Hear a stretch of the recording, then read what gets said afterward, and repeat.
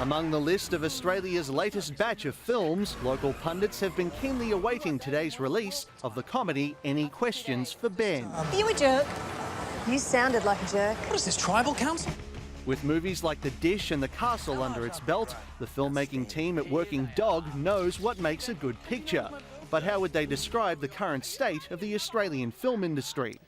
I think it's probably a natural state in some ways, in that I think the world film industry has become a sequel industry. I think that we've got to tell stories.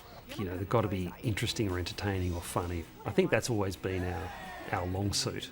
This is the year. You need to go from here to here. Australian cinema has had a long and indeed checkered history. In the 1950s and 60s, a lack of investment saw us produce an average of just 2 films a year. That was followed by a deluge of local productions in the 1970s, thanks to some very generous government subsidies. In 1986, Australian films attracted more than 20% of the local box office, but since then the figures have ebbed and flowed. Given the size of the Australian film industry compared to the US and Britain, today a figure of just under 4% of the year's total box office takings is seen as acceptable. The federal government's key film funding body, Screen Australia, allocates up to $60 million a year for film production and development. It was a pretty broad base of success. We're also concerned with awards and with cultural impact, and Australian films were in all of the major film festivals around the world last year. We always want more, and we always have ambition for more. 5 is the new black, but 3.9 is better than the 5-year average, so we're happy with that. But others are calling for Australian films to aim higher. We seem to get worried when a film is not both commercially successful and culturally relevant.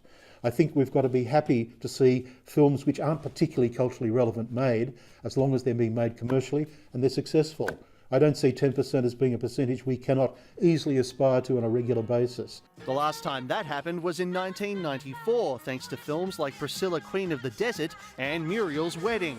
Dr. O'Donnell says in recent years, Screen Australia has shown more diversity in the films it chooses to fund. But several genres, from horror to science fiction, remain largely untested, and more should be made. How can I trust you? How can I trust you?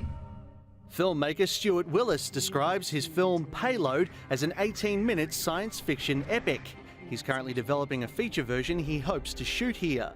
This involves listing the project's awards and other achievements to Screen Australia. But he says prizes from most festivals specialising in genre films aren't given as much weight as others. So it's hard to get yourself attracted with all the badges of social proof. So when you can go to the funding body and go, oh, look, I won an award here or I won an award there, that they recognise that. So other festivals that are important within genre circles, they don't get the same level of attention here. Screen Australia says its regulations and policies are always under review by the federal government. In any case, all sides are hesitant to predict the future of an industry driven by risk and reward. The answer ultimately lies in the films themselves and, of course, the Australian public to see as many of them as possible. Manny Tsigas, World News Australia.